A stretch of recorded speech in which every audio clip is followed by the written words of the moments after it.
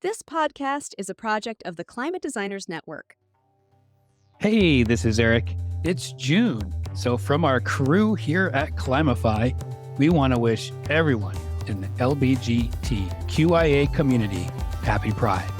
And in Canada, National Indigenous History Month is being celebrated every June. And we wish it was every month and in every country. We want to give recognition to the First Nations people whose land we are on. Welcome to Season 4 of Climify, where this season we want to help change the system. The first episode for our Change the System themed season kicks off next Thursday, June 13th. But we wanted to keep you entertained and informed this week with a cross-promotional podcast swap with a sister podcast, Climate with Kiana, hosted by Kiana Michonne. Kiana is a climate justice and clean energy advocate out of New York who is changing the system through her work, including her amazing podcast. When I listened to the episode that follows, I knew I had to reach out to Kiana, and also because the guest was someone we had targeted for this season of Climify, Wawa Gatheru.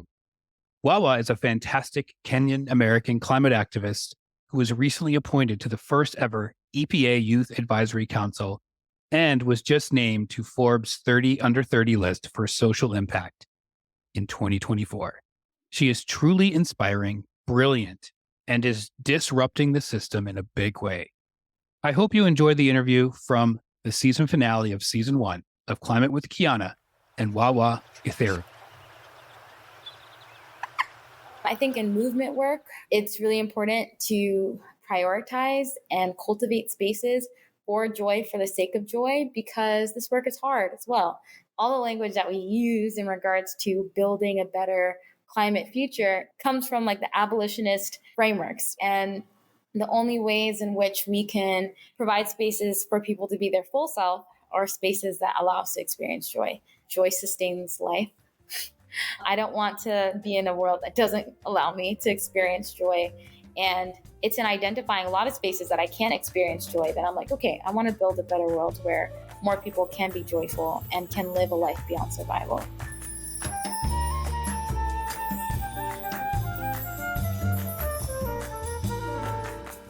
Hello, and welcome to Climate with Kiana, a podcast that explores topics of climate, energy, and sustainability through a framework of joy and justice. I'm your host, Kiana Michonne, a climate justice and clean energy advocate. This show brings you conversations with passionate people working in climate, and together we explore the many exciting and intersectional solutions to one of the greatest challenges of our time.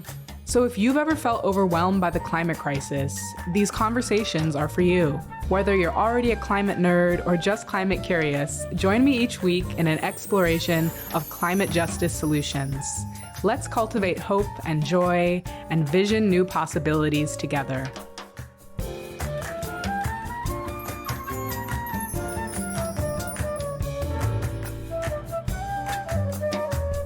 Today we are going to talk about intergenerational wisdom and eco-womanism, an important environmental framework related to ecofeminism.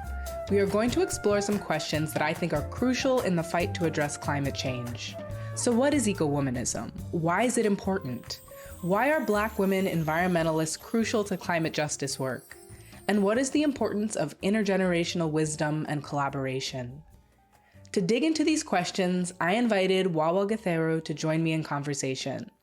Wawa, she, her, is an incredible Kenyan-American climate activist and storyteller. She is the founder of Black Girl Environmentalists and currently a 776 Fellow, a Public Voices Fellow on the climate crisis at Yale, and serves on a number of environmental boards and councils. Wawa was recently appointed to the first ever EPA Youth Advisory Council and was selected on the Forbes 30 Under 30 list for social impact in 2024. Wawa is the first Black person in history to receive the Rhodes, Truman, and Udell scholarships. She is truly breaking barriers and merging storytelling, activism, and content creation. It was a pleasure to speak with her about these important topics. Here is my conversation with Wawa. Thank you so much for being here, Wawa. Thank you, Kiana. I'm so excited to get to have this conversation with you. So my name's Wawa. My full name's Wajiko. Wawa is a nickname. My last name is Gatheru. I am, like you said, a Kenyan American environmental justice baby scholar activist, very, very much early in my journey, but essentially have been in the environmental justice space, climate movement space since I was 15. I've worn a lot of different hats. I'm also the founder and executive director of Black Girl Environmentalist. I lead a lot of our fundraising. I represent the organization. And in the very beginning stages as a baby startup, do a lot of vision planning and honestly just a lot of everything at this point. I'd love to hear more about your journey into environmental and environmental justice work. What inspired you to be in the climate space? Yeah, I'd say that it was anger. So Hmm. I officially had my aha moment of not just understanding that the climate crisis was very personal, up close, rather than this out there issue in the Arctic. When I was 15, I had stumbled into an environmental science class that I adamantly did not want to take, but it was at our chemistry, and just had a really good experience with my teacher, Mrs. Rose, and with the curriculum, in large part because she had decided to add an environmental justice chapter. It was the first time that I had ever been so enthralled by what was being taught in school that I would literally spend hours in the middle of the night just researching about the tradition of environmental justice, the history of environmental justice, the tradition of Black women and brown mothers, and just leaders that have really cultivated the international environmental and climate justice movement. And I was really angry that climate had, to me, been so intertwined with social justice and racial justice, made obviously by looking at the tradition of environmental justice,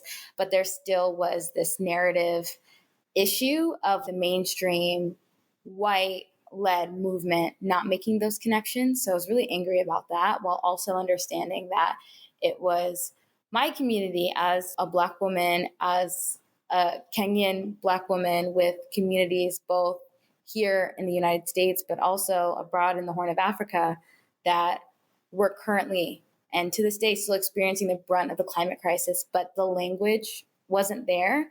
So I was having a lot of aha moments around experiences that folks close to me have had or were having, and being like, okay, so clearly the climate crisis, there's this leadership crisis that's happening where the folks at the forefront of this issue are not really represented. I don't see myself represented, and it's impacting us worst and first.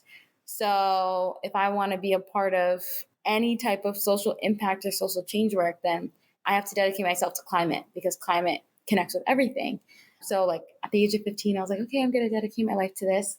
And yeah, I've been involved at a variety of different capacities. When I was 16, I was Kennedy Lugar Youth Exchange and Study Scholar with the State Department in Thailand, and got involved with environmental organizing and environmental education on a very small scale, but still enough to where there was this maintained interest. And then when I was 17, I started college at the University of Connecticut and really got involved in the statewide climate movement, and then involved as a student leader at school. I was involved with a ton of different things with a really amazing community that I cultivated there. I helped lead Connecticut's first Youth Climate Lobby Day, where we bussed in over 100 youth, many of whom couldn't vote, to lobby lawmakers on the importance of green legislation, and particularly legislation around integrating climate into the K through 12 system. And that actually was passed recently. Connecticut now is one of the first states in the entire nation that does that. And I'm definitely not taking credit for that. But the Youth Climate Lobby Day was the first large action around young people, being very up close and proximate to decision makers on that matter. And that occurrence has repeated every year since, and definitely contributed to that, in addition to helping the push for UConn to become the first public university in the country to require an environmental literacy general education requirement. And then on the research end, led some interesting research on food insecurity for college students with a good friend of mine. And we led the first ever research study assessing food insecurity for college students at a public university in the state. And it just took off from there to where our methodology was used to create a state law that was passed. So ever since 2019 onward, every public university in the state of Connecticut has to use that exact study to assess food insecurity at the college level. Our senator, Senator Murphy, who was very involved around food insecurity and access, used the same methodology to introduce a federal bill. So in the midst of all that kind of stuff, like gaining language around climate environmentalism, also in a lot of these climate spaces, and being like the youngest person by like 30 years, the only person of color, let alone Black person, and just like being in my classrooms and feeling as though like I was contributing, I was simultaneously intellectually exhausted in a lot of my classes because it felt like I was spending so much of my time explaining why centering Black and Indigenous scholars was needed, because that was not the case in the majority of my classes. And just, yeah, existing at this paradox of very real in life organizing our actions that were alongside other Black and brown people, right? That understood all these connections. But then, like in the more formal, quote unquote, formal spaces, it was, I don't think, what does race have to do with environmentalism? Or like, food insecurity is not happening with college students. Like, college students have always had to like eat ramen and not make choices between keeping the lights on and food. And I was like, that doesn't mean that it's not there, and that doesn't mean that that's something that we should not address, right?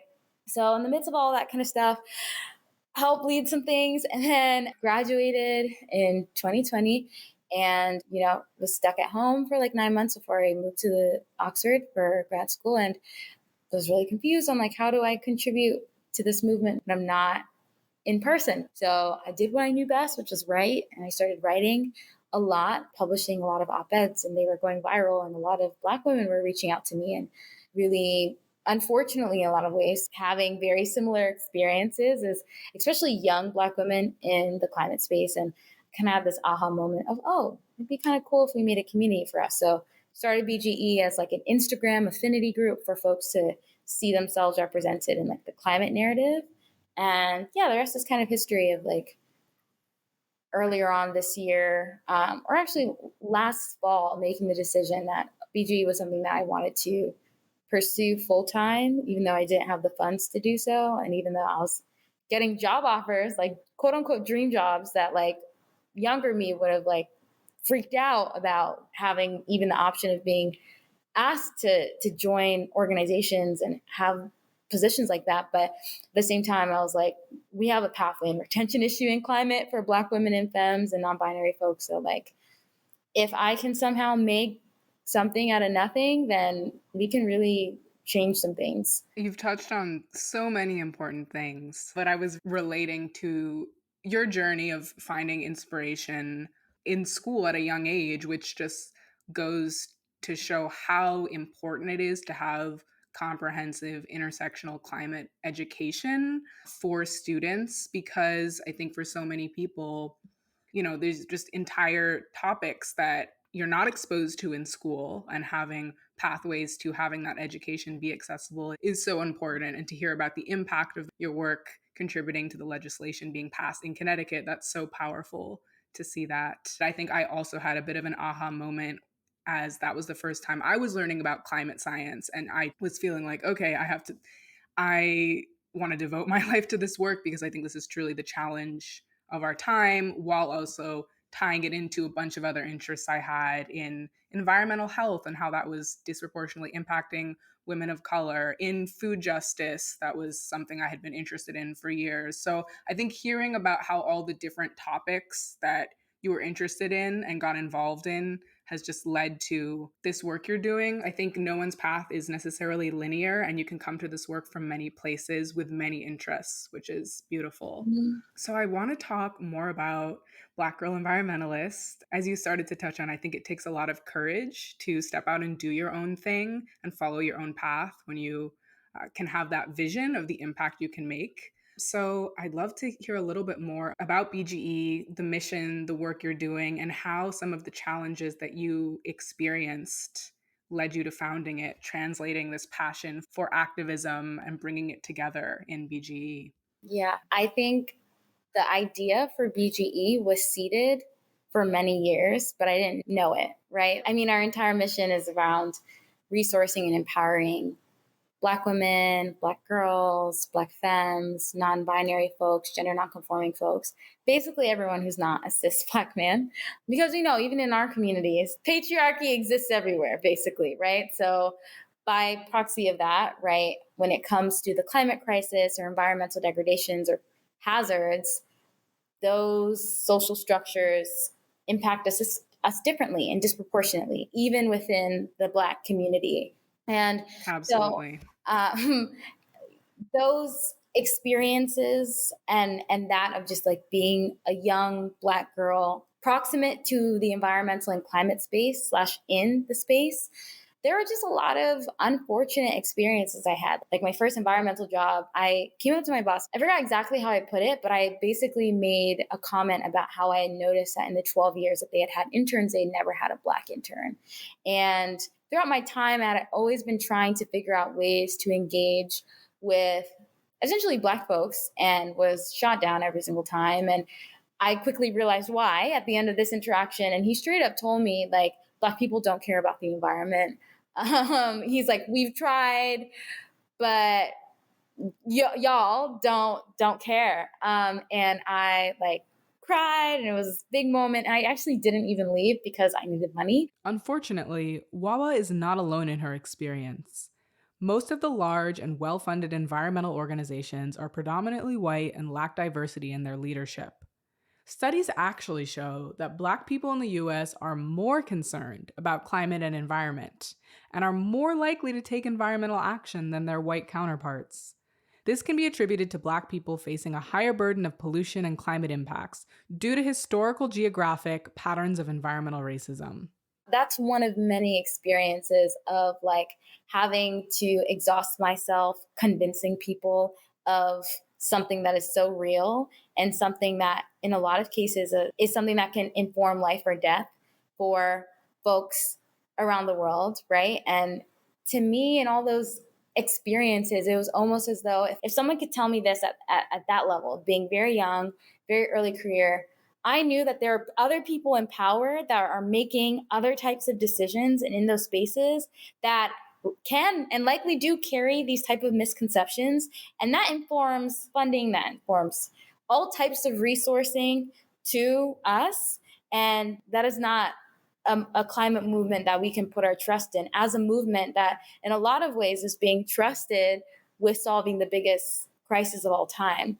So in the midst of me wanting to leave climate so many times, I kept coming back to the reality that if we're at the forefront of the climate crisis, then we need to be in these spaces and be in positions of power. So to kind of lean into those things, women in general, and right now I'm being very gender specific because unfortunately the reality is that in the current research around placement of environmental hazards, in regards to folks' experiences with natural disasters, almost everything is Black and white, cis women, cis men.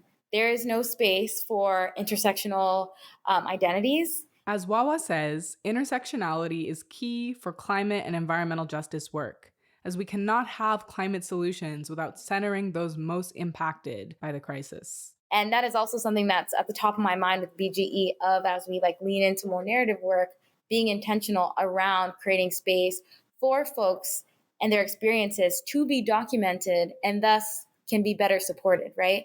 So, but if we go back to the research that we do have, women do experience a climate crisis with disproportionate severity because enforced gender inequality makes us more susceptible to escalating environmental stressors. And then, when we go deeper, Black girls and women in particular bear an even heavier burden from the impacts of the climate crisis because of the historic and impending impacts of colonialism, racism, inequality. And because of this proximity, Black women have a unique role to play as indispensable actors. And what's so interesting to me is it feels as though in other spheres of society, thinking political, it is so understood the way that Black women quite literally hold democracy in place. Every season, there is some Black woman that's the martyr, right? Stacey Abrams is someone that a lot of people, and rightfully so, of talking about her contribution to in regards to the state of Georgia and her positionality of helping to support democracy. And there's so many Black women like Stacey Abrams that have been around for so long, but we can understand the ways in which Black women, for example, like hold up democracy, Black women hold up every social movement, Black women hold up communities. But when it comes to climate, people don't make the connection. I constantly find myself having to explain why Black women are at the forefront of climate and thus need to be resourced and positioned as leaders, also as leaders already creating solutions as a means of survival, and may not have the language to connect it to climate, but definitely are already doing that work. And I don't really understand this cognitive dissonance. I don't know if it's just straight up intended ignorance or like ignorance that they can't even place because they're just people are, I don't know, like I don't know what it is. But it's just so odd to me because I love to hear your thoughts about that. Lot of thoughts on what you just shared. But what you were saying about essentially the cognitive dissonance of this myth and this narrative that Black people don't care, are not interested about the environment, which is so far from the truth when the research actually shows quite the opposite, that we are more interested and engaged because we're feeling the impacts much more. And our relationship to the environment is different because of the historical injustices. There's just a dominant narrative which doesn't actually reflect how people are actually feeling and experiencing the environment in Black communities. And I think that it's a self-perpetuating cycle then when the people in power are not diverse and essentially continue gatekeeping all of these resources and positions. But yeah, I think to your last question, it's really hard for people to understand when it's not in the mainstream narrative and when there's not a lot of representation. And so I think we need to build more bridges of empathy and understanding because I truly believe, yes, we need Black women deeply centered in the solutions because we're not going to solve our environmental justice and climate issues without it. So we have so many incredible Black women who have been pioneering this work for a very long time and with not getting the level of recognition they deserve, which is in keeping with his story. There's so many sheroes who have been doing this work for decades before our time, have been stewarding the land, stewarding the environment. And how do we uplift the leaders in this work? We do need everyone in the movement because this work needs to be done together. So how do we build bridges of understanding and empathies to have more allyship and support from everyone? With all of that said, I guess I'll make a few points about more how Black women are disproportionately impacted and get into some solutions. I think it's first the historical, deeply embedded patterns of environmental racism that have led to a disproportionate burden of pollution and environmental hazard and health impacts falling much higher on Black women in ways that may not always seem obvious. So now we're seeing, of course, with increased extreme weather, all of those impacts, but it affects women more globally, particularly in developing countries as well, because women are often in traditional gender roles, have more responsibility for things that are deeply impacted by climate, such as cooking and gathering water and these sorts of things. And you see just study after study showing the direct impact. And then even in the developed world as well, we see direct impacts on reproductive health, on women's health. I mean, the list goes on and on. Just wanted to touch on some of those points briefly. I'd love to talk a little bit about eco-womanism and this idea of taking feminism and ecofeminism, which is a framework that merges environmentalism and feminism, and bringing that together with womanism, which is a Black feminism framework. So what has eco-womanism meant to you and how has it informed your work? Yeah, I love that framing. So eco-womanism was coined by the incredible Melanie Harris, and she actually has a book called Eco-Womanism, which I recommend everyone to go read. Essentially, it's a framework that argues that Black women across the diaspora make unique contributions to the environmental justice movement in the ways that we theologize and practice spiritual activism and earth advocacy. And, what's interesting about that is I think oftentimes because the ways in which Black history and Black stories and the ways in which they're taught in the education system and thus understood, it's almost as though it's like purely from a point of subjugation. And there are narratives of that are a part of the true story, right, across the diaspora, of the impacts of colonialism and imperialism and systemic racism informing our experience with the quote unquote natural world and with the earth, right? But it's so much more than that, right? Like there are fundamental connections. And as Melanie argues with the eco-womanism framework, that Black and Brown maternal figures have always had with the planet and with Gaia, right? Gaia, the goddess and personification of the earth in the Greek pantheon of gods, often in ecofeminism represents the spiritual dimension of our relationship with the earth. In many traditions, indigenous cultures, and eco-womanism, this spiritual connection with the earth highlights the importance of connecting to our lineages and ancestors. So I think it's important to note that, and also say that, in the lack of highlighting, centering that has happened, it even goes beyond the folks that we understand as being like the mothers and grandmothers of the environmental justice movement, right? This goes into our own lineages, like our great grandmothers that were somewhere farming, were somewhere in relationship with the land, and the ways that has been passed down.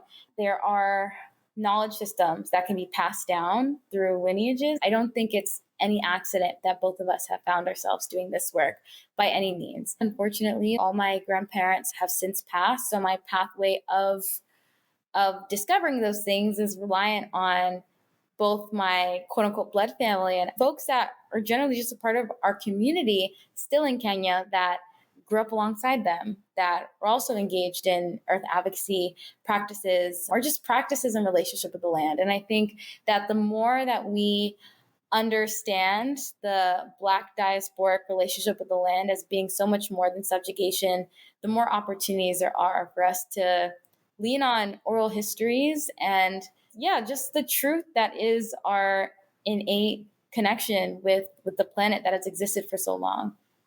So beautifully said.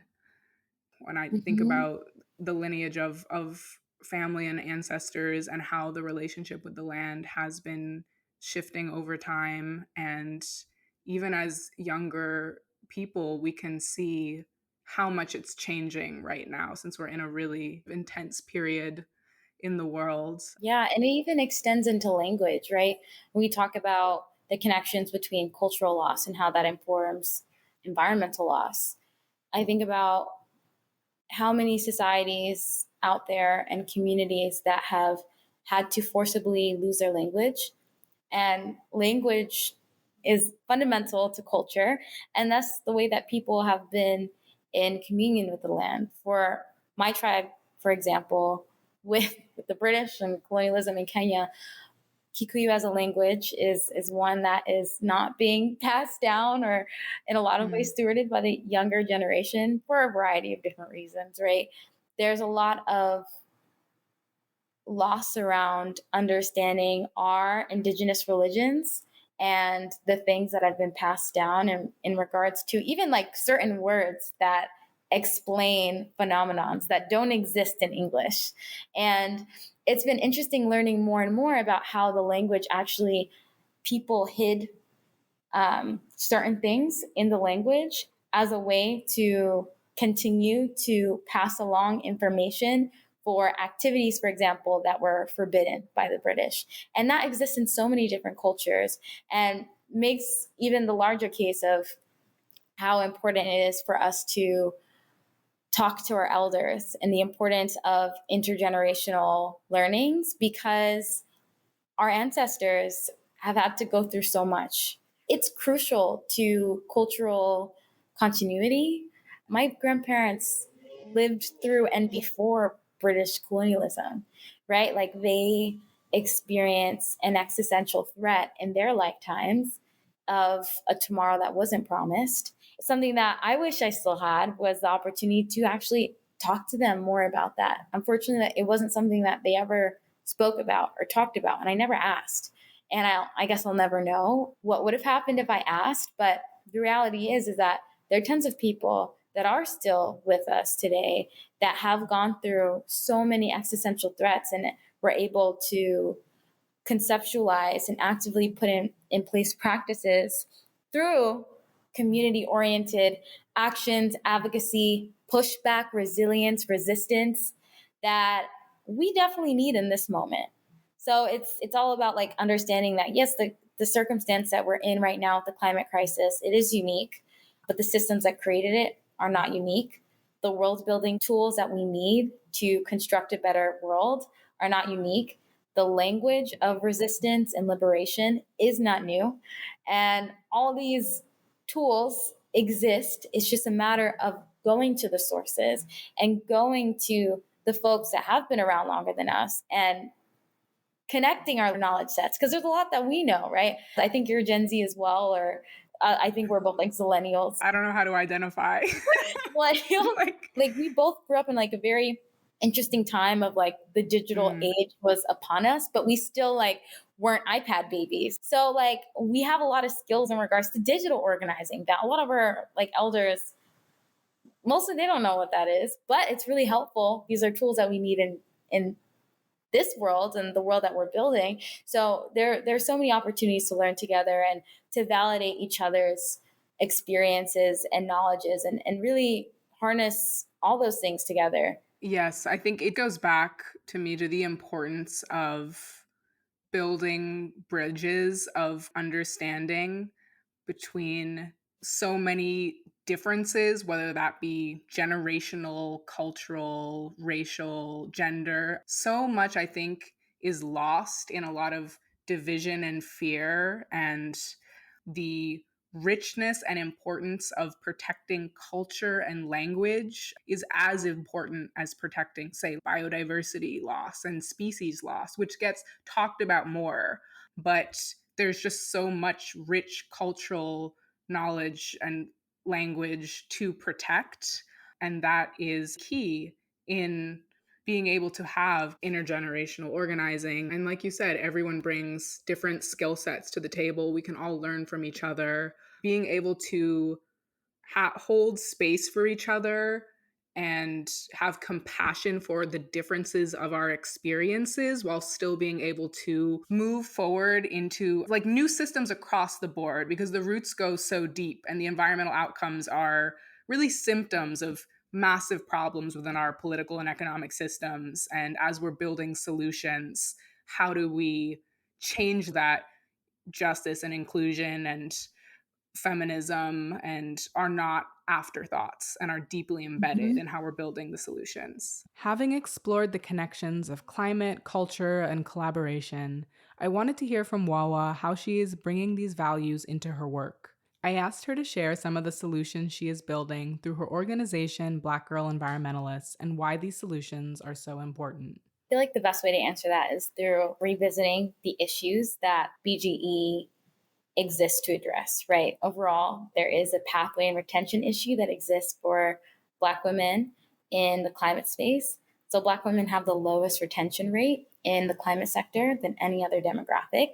And as a young person, getting into the green space is already hard, no matter who you are. If you don't have connections, you don't have traditionally, right? This is how it's traditionally been. If you don't have some safety net to be able to accept not well-paid job, breaking the green ceiling is very, very difficult. And that has, in a lot of ways, informed who it is that breaks through and therefore becomes decision makers and leaders in climate across disciplines. So BGE is working to empower and resource our constituency through addressing the pathway and retention issue. So our goal and our line of solutions are really around creating pathways for particularly emerging climate leaders of color to thrive across environmental disciplines through the areas of community building, green workforce development, and narrative change. So you have different programming that falls in line with that. So community building, that's our hub program. That is essentially building a cohort of early career Black women or non-binary folks that are creating resources for place-based opportunities for BGEs to convene, to network, and to experience joy in this movement. On the green workforce development end of things, we have different programming that we're debuting this fall around hopefully working towards filling the gap between access and representation for green jobs. So hosting a variety of events in our hub cities that bring together recruiters or decision makers in the climate sector with emerging climate leaders of color, and getting to experience spaces that are providing resources for navigating the green career sphere, getting folks connected to the right people, as well as representation of existing Black women and non-binary folks that are already, despite the odds, leading in climate across disciplines, from fashion to policy to justice, right? And then on the narrative change end of things, that is encompassed by a lot of different things. I think we have a really strong social media presence. And as we continue to grow, continuing to provide resources, educational resources for people to see themselves reflected in the general climate narrative. But that also goes into deeper research.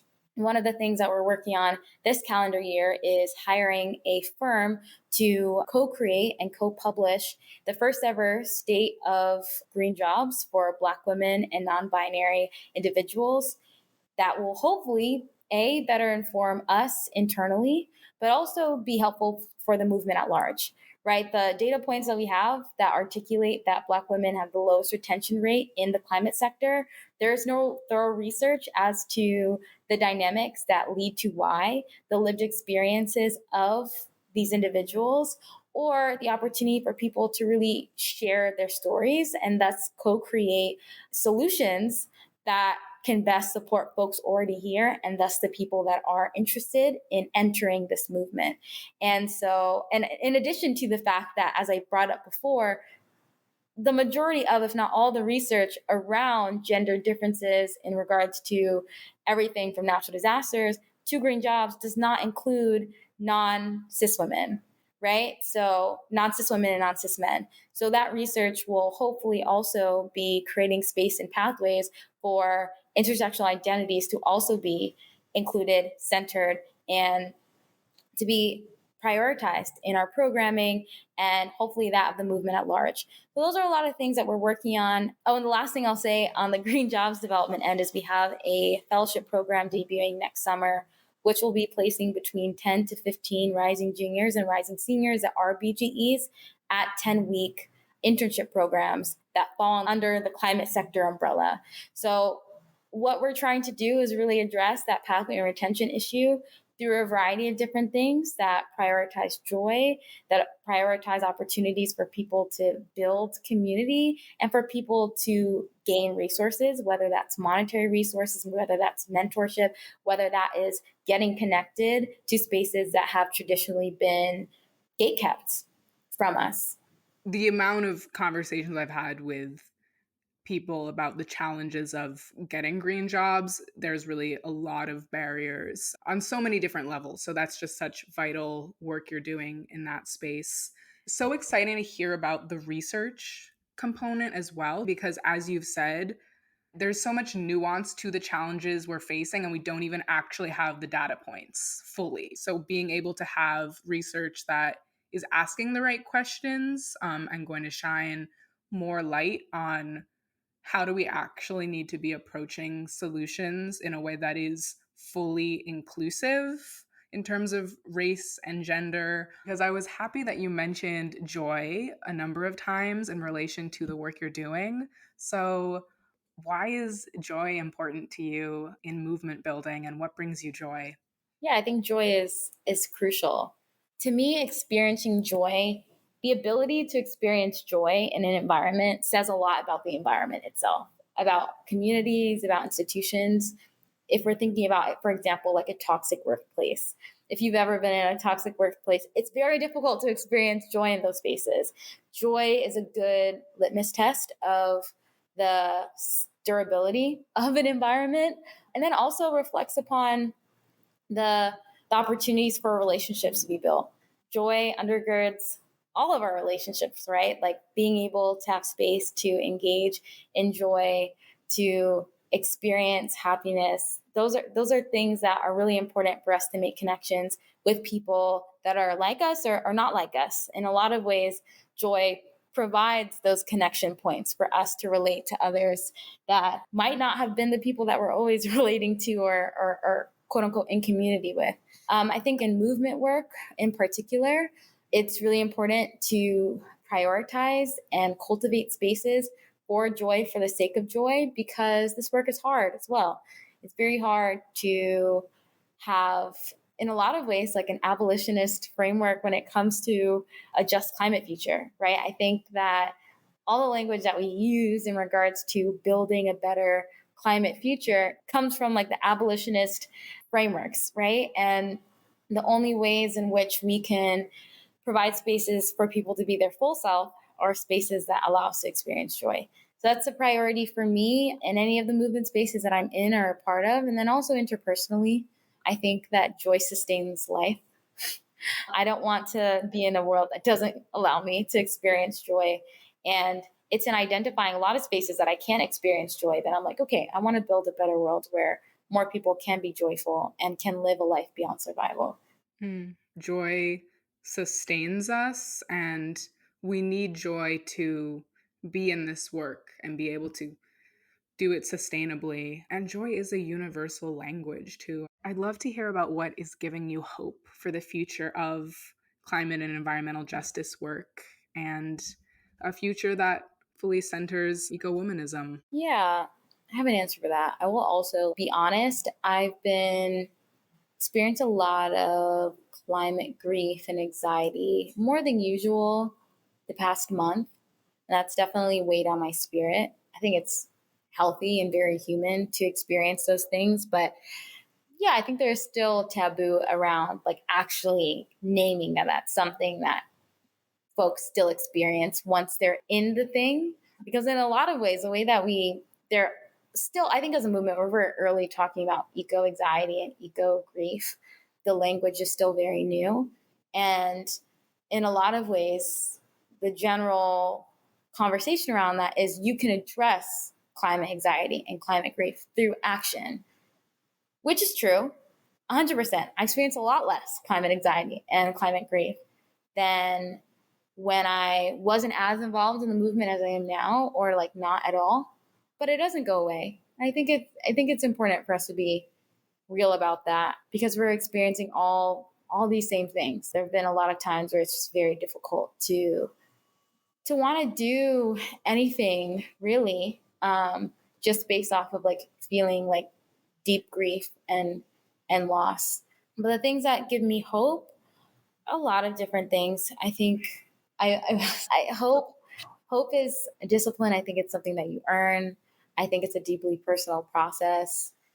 Hope comes from, in a lot of ways, like reading texts from civil rights leaders and folks that contributed a lot of thought leadership around building a better world and actively thinking about liberatory praxis that they were ideating and that we desperately need right now. And I feel less alone when I'm like in those texts, because I know that a lot of these feelings of despair and grief are ones that people have had generationally, and people have still made it through.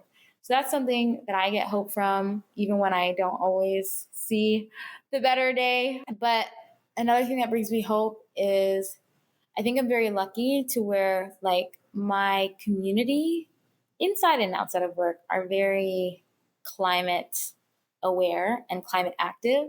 So my idea of the world is that tons of people are involved and are doing the things. And I know that I'm in a bubble. I'm very aware of that. But that is the world that I'm building, right? Of like on the days where I'm just like, damn, is this worth it? I'm surrounded by other people that are either in the same process, have been in the same process, and that are really collaborative and really empowering. So that brings me a lot of hope. I think I'm also in a bubble of extremely passionate climate people, and I love that bubble.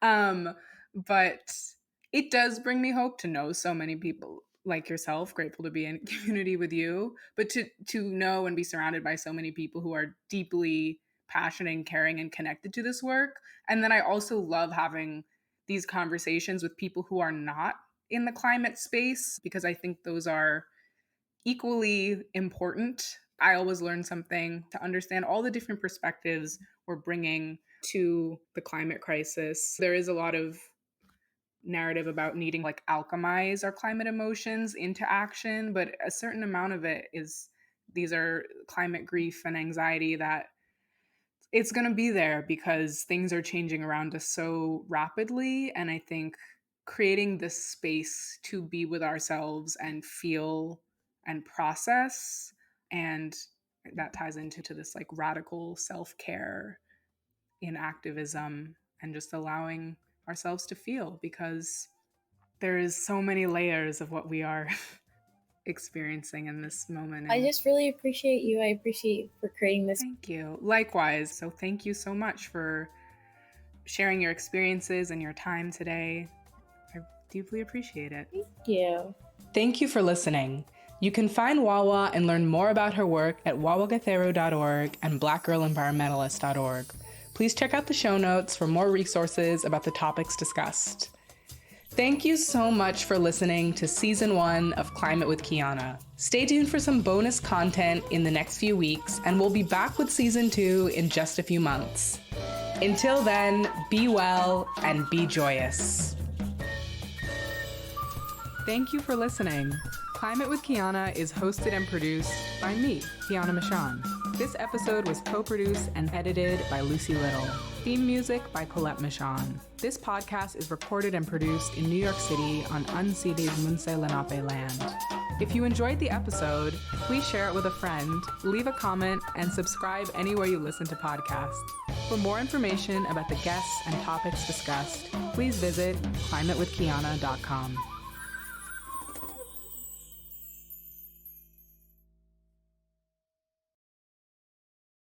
Thanks for listening. And we want to hear from you. What did you take away from this discussion? We also want to know how you are changing the system.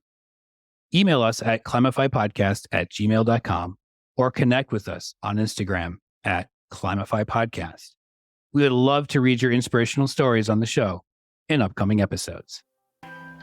This program is produced by Cam Berkins with writing and research by Abigail Zook, Jackie Himmel, and Bhavna Bhavani Shankar. Designed by Adam Java. Sound engineering and editing by me, Eric Benson. A special thanks to Mark O'Brien at the Climate Designers and Tink Media for their sage advice to make this season even better than the last. You can find design prompts and more information on all our guests this season at climatedesigners.org/edu/Climify.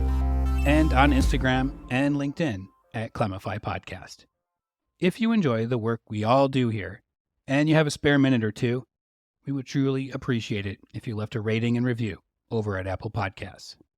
The more folks reviewing our program, the higher the algorithm pushes us up in the search results. And in turn, the more likely we all could learn how to become climate designers. Next week on Climify, to kick off the season, we'll be joined by Emma Askew. She's the founder of Earth Minutes in the UK, which works with organizations, charities, and businesses to communicate their environmental research campaigns and projects more effectively. It was fundamentally down to, I guess, me personally wanting to commit my time to share Earth messages. So environmentally related research, really dedicate not only my career, but my lifestyle to amplify the messages that I really cared about.